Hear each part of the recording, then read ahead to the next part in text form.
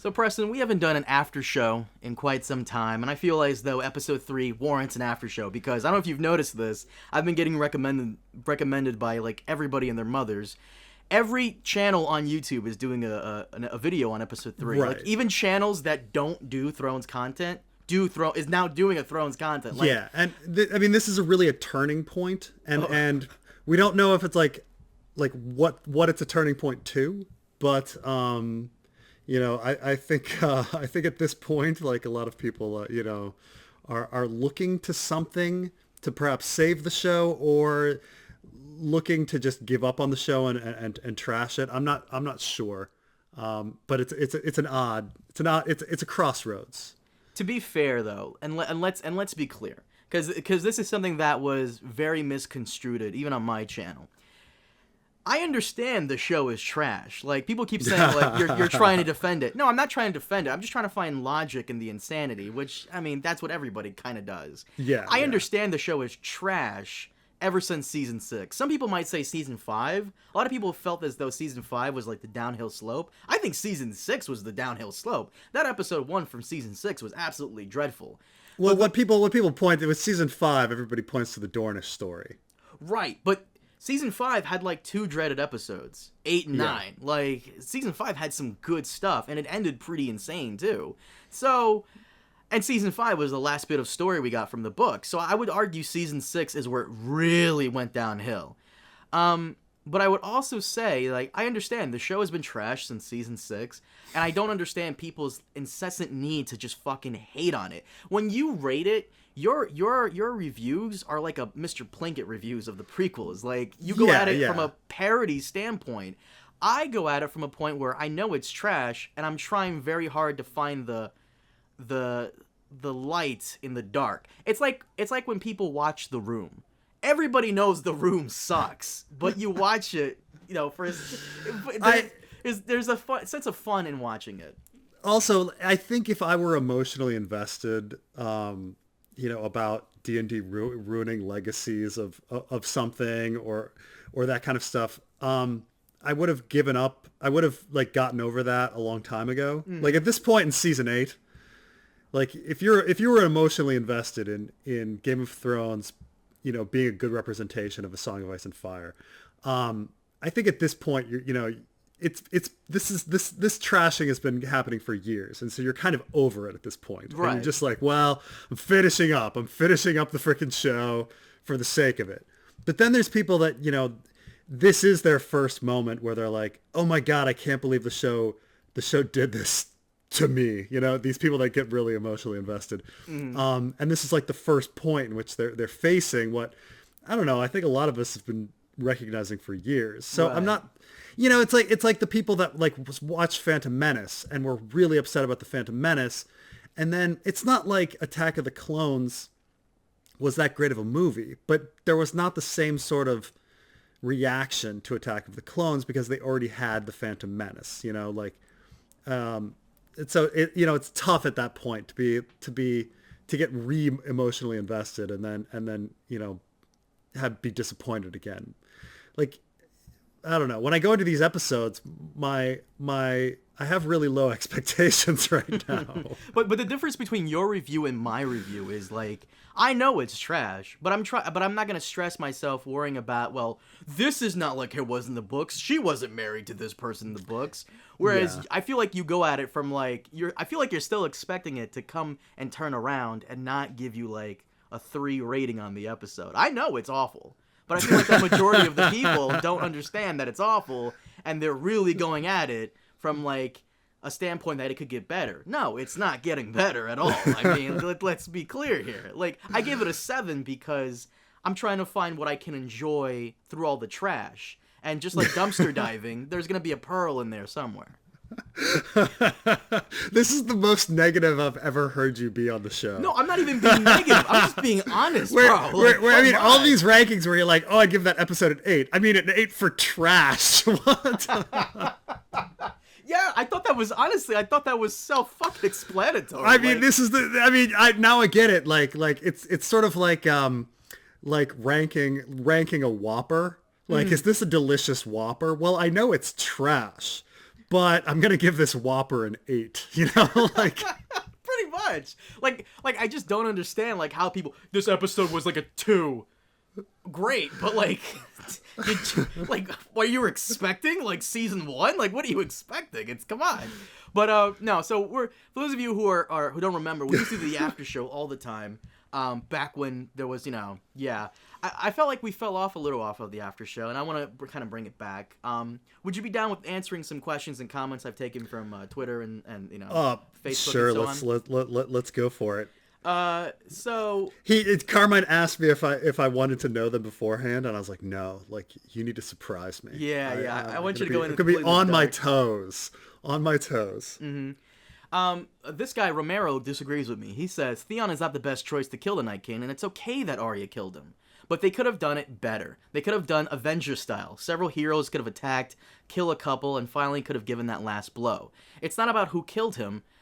It's about how anticlimactic it was. Do you agree? So you saw Avengers Endgame, right? Yeah, I did. And we're not going to say any spoilers, but obviously, there's going to be a moment where everybody gathers together and fights the big bad guy. What this guy is saying is that's how they should have done it. Jaime, Brienne, Theon, Jon, and Dany should have all gathered together and said, Avengers! Assemble! And everybody just charged right at the Night King.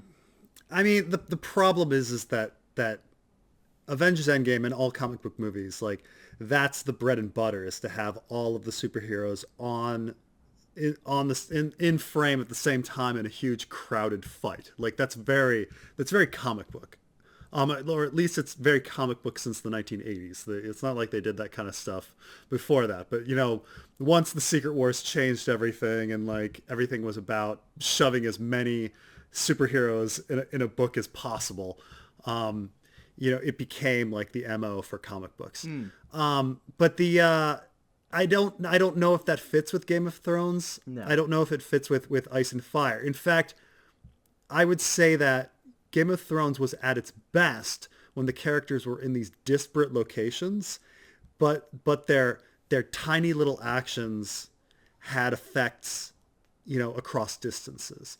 Like, and then as the characters have been clustering, we've been having these scenes of 15 people standing in a room and nobody having a conversation, like no one talking. And you're like, how, like everybody's in the same scene and nothing's going on. And so it's not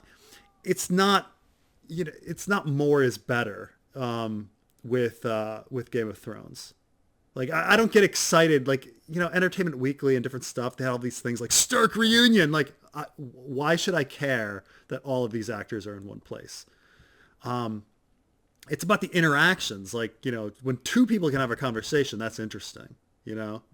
Like when Tyrion meets Jorah, that's interesting because it's two people interacting. When 15 people meet at the Dragon Pit, I'm not seeing any interaction at all. I'm seeing speeches and grandstanding. So I don't know. I don't know if a big fighting battle would have been the thing.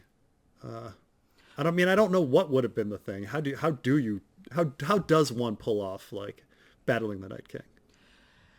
Yeah, I don't once again, I don't think you can. Like the Night King was very adamant about not going in it himself. He was either on his dragon or he either raised the dead to take on Jon. He doesn't want to go in himself. So how do you get to this guy who's protected by all these White Walker bodyguards? And I guess you send a faceless men assassin to do it, which is what they did. Yeah. So someone was telling me how they swear that Jon knew that Arya was gonna go kill the Night King, so he was yelling, "Go, go, go." Have you heard this? Yeah, I've heard that theory. I don't know if someone wants to show me a screenshot of Arya running by or being spotted in that mess, but I don't think that's what was happening. I mean, the timing doesn't work, right? Because he stands up and screams at the same moment that she's in the Godswood. So it like timing wise, it doesn't work at all. But if somebody can prove me wrong and try to find some spot of Arya, I think they're just trying to pull Jon in and make him seem more useful. Like, oh well, he distracted the dragon. No. He was just being a dumbass. I think he was just yelling out of frustration because he's trying to he's yelling out of Godswood. frustration. Yeah. Like he didn't know what to do. Like it was. I think it was supposed to be this cathartic buildup for him, right? Like he sees all of his friends dying.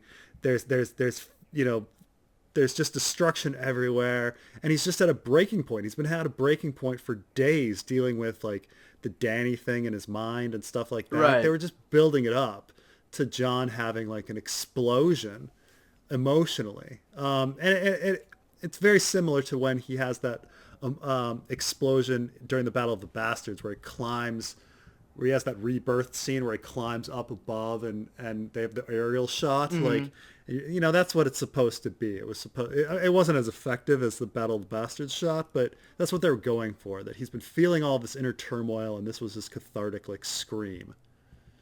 But Mark says, to be fair, people would bitch no matter who killed the Night King or when they did it. He has a point.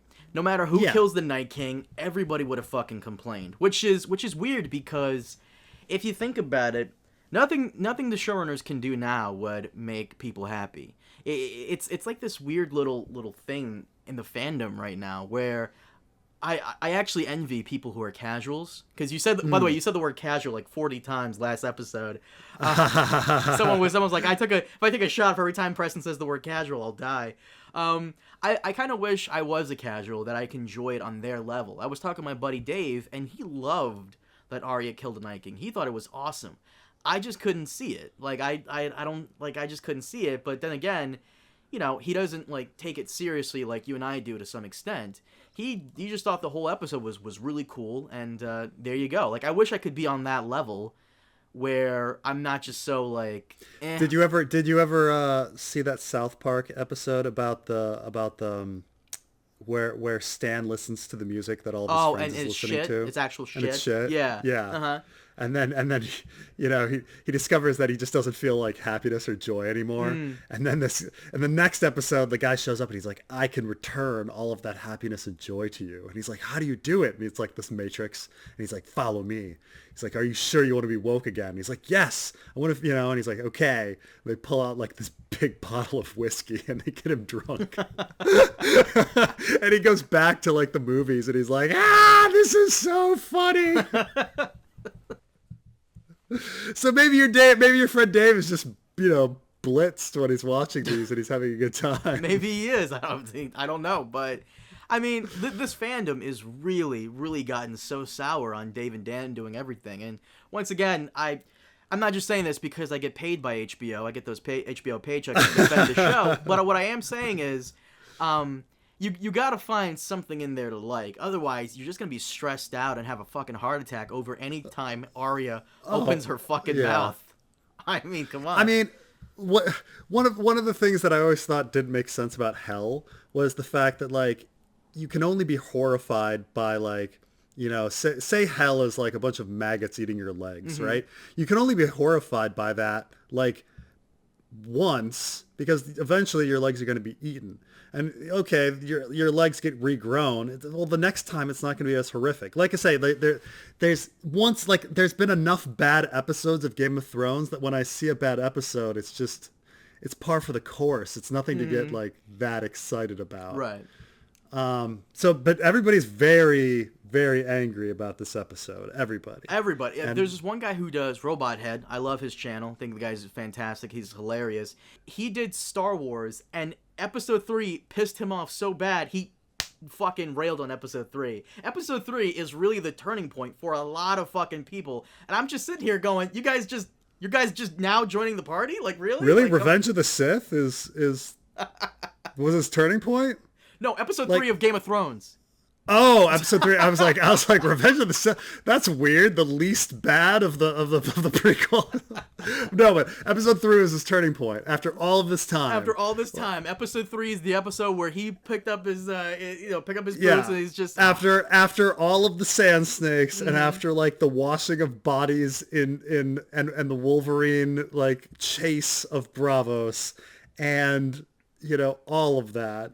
I saw a fucking cooking channel. I subscribe to a lot of those. I saw a fucking cooking channel just stop making cooking videos for like a day and just ranted about this fucking episode. Like, this is the episode that made everybody go, come on, guys, really? It's true. Actually, it's funny is that Carmine talks a lot about how he was thinking about having a cooking channel, but he didn't want to show his face. So it'd be his, like, body. This is a conversation Carmine and I actually had. The thing is, I don't actually see this. This is what also confuses me. Okay, what Dan and Dave did with episode 3, a lot of people are angry at, but I don't know. I think people might still be pretty angry at like a George R.R. Martin ending.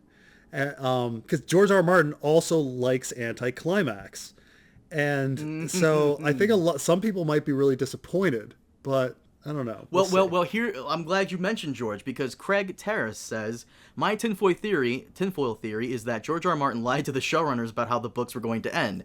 I mean, what better way to subvert people's expectations than to set them up in the world's most popular television show? That would be something. That would be great. Really. I mean, I could see a younger George R.R. Martin like doing that, sticking it to the man. Mm-hmm. I don't know if he's as rebellious as he used to be. Like, he was a very anti-establishment kind of guy. But yeah, this would be a long con. Like you know, a really freaking long con. I mean, at least till the point in which he realized he wasn't gonna, you know, which I don't know. I mean, even from the beginning, I don't know how he ever thought he was going to finish both books. And when I say, you know, The Winds of Winter and A Dream for Spring, when the show started, you know, I don't know how he ever thought that, but he did. Mm-hmm. He said, "Oh no, I'll just wrap up these last 2 books, and by the time the series is done," and back then they thought the series was going to be 6 or 7 seasons, not 8. It became like a thing later that they were extending it out. Right, HBO wanted an extra season. Yeah, and so, you know, he released A Dance with Dragons at the end of first season, and so I don't get how he could have ever thought like, oh yeah, no, 6 years, like 2 books, like even though the last 2 took, you know, 5 years and 6 years. Feast for Crows came out in what, 05, 06? 05, yeah. Right, and so then 2001 to he finished. Storm of Swords came out in 2001. Feast for Crows 2005. Dance with Dragons 2011. So yeah, it's it's crazy. But but apparently it was a few years later that he was like, okay, I'm not going to make it, so I better let him know. It's weird. Ever since season 4, I've always said, I've said this for season 4, 5, 6, and 7. I've always said, this is it, guys. At the end of the season, as soon as the season is over, he's gonna announce it every fucking year without fail. I think I've said it in every fucking review video for every season ever. This is it, guys. Right after the season. I mean, did you know about the Reddit poll? So there was a Reddit poll where all the people that visit the A Song of Ice and Fire Reddit like put in money on how late they thought it would, like, Winds of Winter would come out. Oh, Jesus. And so there's a spread where most people, like, some people are really ambitious. Like, I mean, this was like a 2013 poll or something. So some people were super ambitious and they were like, oh no, it's coming out next year, 2014. And then a lot of people were like, no, I think like 2015, 2016. The out of the hundreds, I think about 200 people answered the poll. Out of all of them, the latest one was 2018. Like, no one was, like, every single person was wrong. That's like, no one thought it was gonna be taking this long. Oh well. And last question we have here is something you've been wanting to talk about. This one guy sent me this Twitter post by I don't know if this is the actual actor who plays the Night King. I don't know if this is actual Twitter page or not, but Vladimir Furdik. He says, how did the Night King change Craster's babies? By touching them. How did he change Viserion, by touching it. What did Bloodraven say to Bran in the cave? He touched you. Food for thought. Someone sent me this screenshot from this guy's tweet, and essentially, I guess what the is trying to imply is that the Night King may have transferred some of his essence to Bran and is now somehow controlling Bran, maybe? Have you seen, what's that Netflix show with the fucking kids in the 80s? Stranger Things. Yeah. Have you seen, like, did you see season 2 where, like, the Mind Flayer? No, I actually only saw season 1. Oh, should I not spoil it for you? Yeah, I do plan on watching Stranger Things season 2. Okay, well, I just haven't gotten around to it. Well, supposedly, like, okay, well, fuck. No, I was gonna use an example from that season, but spoil it. Well, I'm gonna try my best. Supposedly, the Mind Flayer, which is like the big bad of the Upside Down world, somehow infected one of the characters and is able to like control them. Yeah. The end of that was, I guess, the end of season 1. Right.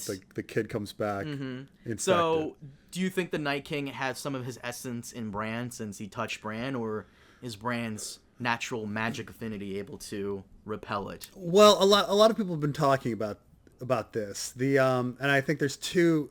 So there's this idea that people see the show going in kind of 3 ways now that it's now that the Night King's been killed in episode 3. Either it's going to go the predictable route that Cersei's going to be the big bad, and that's it, and it was a big anticlimax with the Night King. And I think this is why a lot of people are angry, because I think the prevailing opinion out there is, wait, what? And now we're just going to deal with Cersei?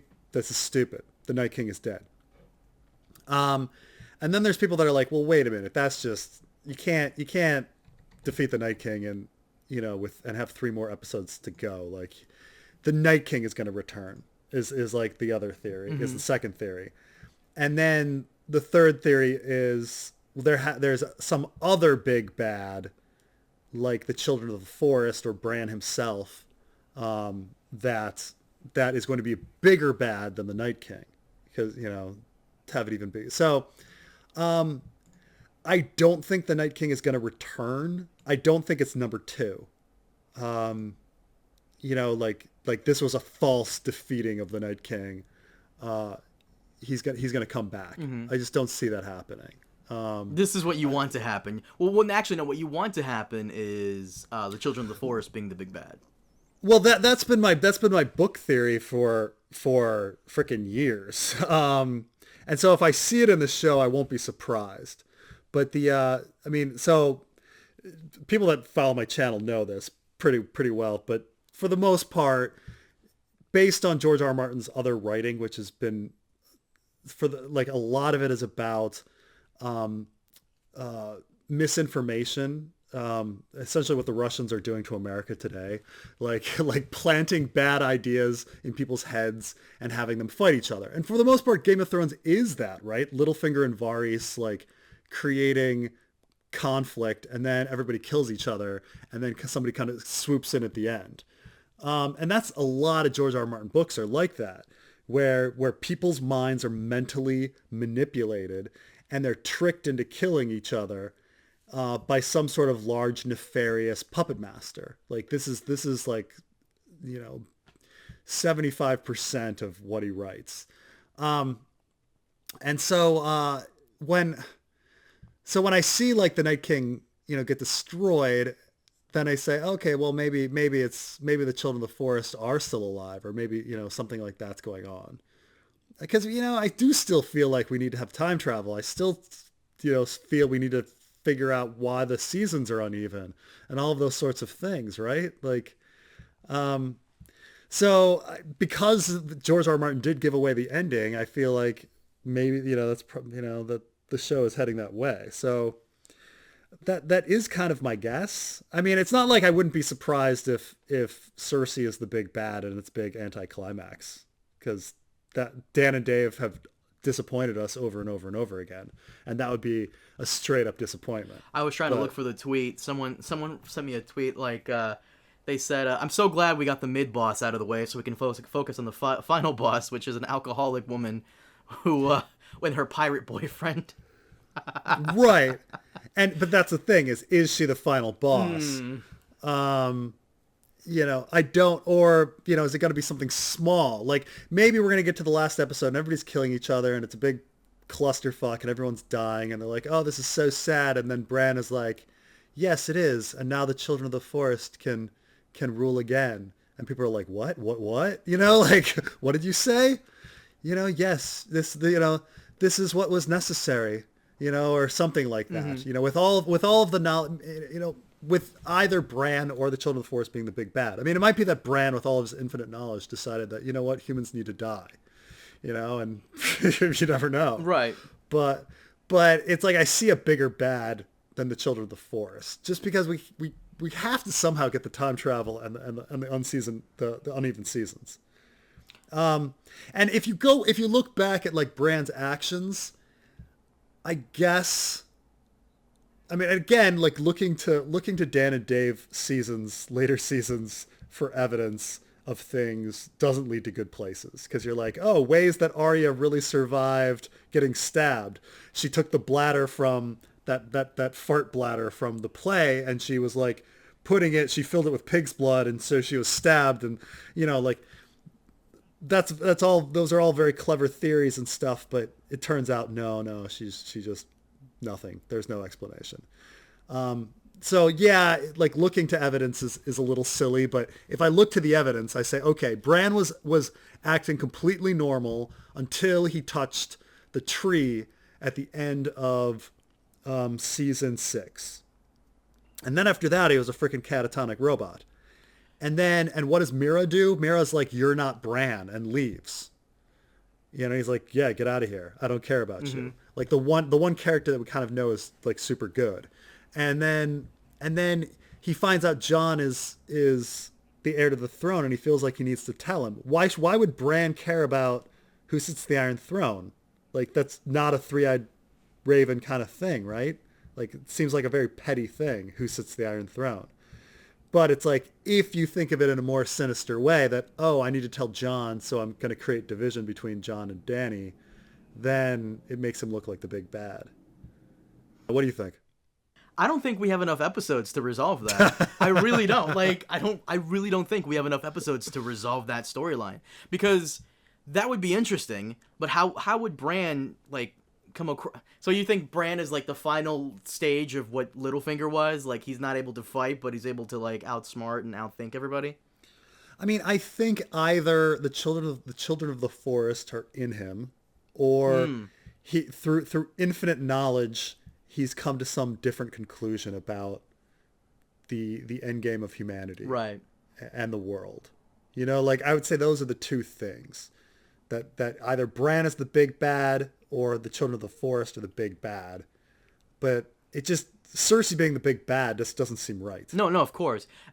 Someone came to me and they told me, is it possible that the true way humanity can flourish is if it dies off and is allowed to somewhat try to reclaim. So you've never played Mass Effect, so you wouldn't understand. But in Mass Effect, the main plot of it is humanity and a bunch of species in the galaxy have, colonized many planets, they've evolved, blah, blah, blah, blah. However, the one thing that's been happening for thousands of years is, like, humans, organics, will always make synthetics, robots, that will eventually rise up and overtake them, and the circle of life will not continue. The circle of life can only continue if these gigantic reapers, these giant robots, come in, wipe out most people, and allow certain life forms to evolve and take over and start the cycle all over again. Does that make sense? And that, and that's George R. R. Martin's. That's very George R. R. Martin as well. Like George R. R. Martin's very concerned with overpopulation. This was a plot of his Tough Voyaging series, where the human beings just keep having more and more people, but with Game of Thrones, they haven't mentioned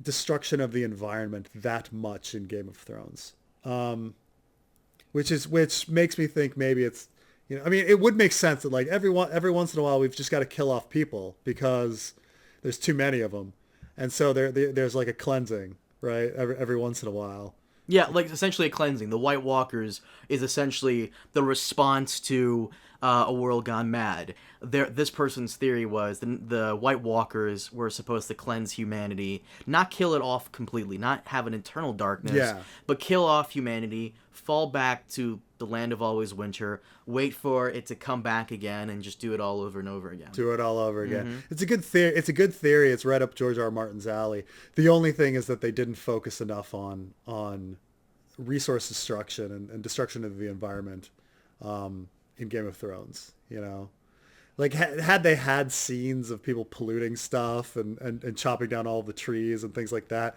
In the books, they even focus more on like the chopping down of the werewoods and the first men coming in and what they did to the children of the forest. But that's kind of all glossed over in the show. So if they did introduce that, you know, something needs to cull the humans aspect, it would be kind of out of left field.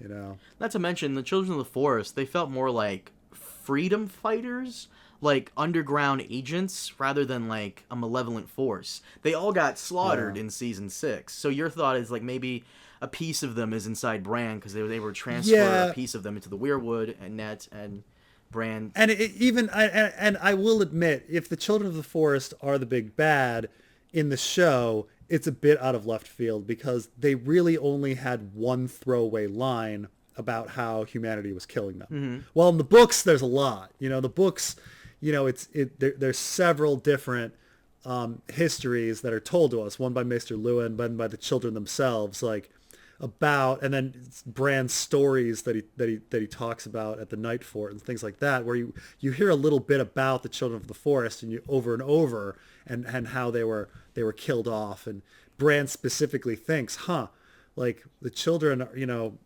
should be angry with mankind, not sad and just willing to die off. And so, you know, definitely in the book, like, you know, I see the children of the forest as villainous. But you know, no time was ever dedicated to that in the book, except for one line where he's like, you created the Night King. And they were like, we had to, you were cutting down our trees. And that was it. That's the only line. So, well, I hope there's something else beyond Cersei, but I hope the twist is actually Dany. Dany's gone like insane, like her father. That would be a good twist as well, because destroying Cersei would, according to her, be the last war they ever have to fight, which is kind of a weird statement. There's always going to be war no matter what. So how does she plan on doing that? Dany being the final bad guy would be great. It would be fantastic. It would almost be like kind of like Anakin. You know, how like Anakin was the chosen one, destined to, you know, bring balance, and then he became Darth Vader and fucked up everything. So, there is one other ending that would be kind of George R. R. Martin, but super depressing. And I he likes bittersweet, and this would just be more bitter. So the actual poem in which A Song of Ice and Fire is named is called Fire and Ice by Robert Frost. And the poem, it's very short, actually. I could read it right now real quick. Let me look it up real quick, just because I don't have it memorized. Some say the world will end in fire, some say in ice. From what I've tasted of desire, I hold that those who favor fire. But if it had to perish twice, I think I know enough of hate to say that for destruction ice is also great and would suffice. So this is an anti-war poem, and at the time that Robert Frost made this, wrote this poem, scientists believe that the world was going to end in two ways. They thought that either the sun was going to burn out and that the earth would freeze, or that the molten core of the earth would eventually consume the earth and destroy it. You know, this is not what scientists believe today, but at the time, that's what he's writing about, that the end of the world will either end in fire, the molten core destroying it, or ice, and that the sun burns out and we all freeze. And the joke of the poem is that he says, oh, well, you know, these seem to be the only two ways that the world would ever end, and they're both great. They're both fantastic. But, of course, it's the joke is, well, the obvious third way that the world would end is mankind killing itself in war, which is what Robert and you know, it's suspiciously absent from the poem, which is you know what he's saying is that we're all forgetting about it, and he's comparing it to like desire and hate, which are these human emotions that create war. And so it would be somewhat George R.R. Martin if we thought that the world was going to end in ice, but in the end, war just kills us, you know, and we all die in war, and aren't we idiots? You know, we save the world from ice, but then we just kill ourselves. How stupid are we? And that, you know, that I could see that as an ending. I think that would be the ending people would really fucking hate. But how would you how would you like convey that that's how it would end, through war? By killing off everybody, all the characters? Yeah. Okay. All the characters end up killing each other. Jon and Dany kill each other. Cersei's dead. Tyrion's dead. They're all dead. Like, everybody's dead. And that would be the ending everyone would hate. Like, really, everybody would hate that ending? I don't know. This fandom seems like they want that the most. Oh, at the end, everybody wants the fandom, like the common fan wants Jon Snow to sit on the throne and you know, be awesome. That's what they want.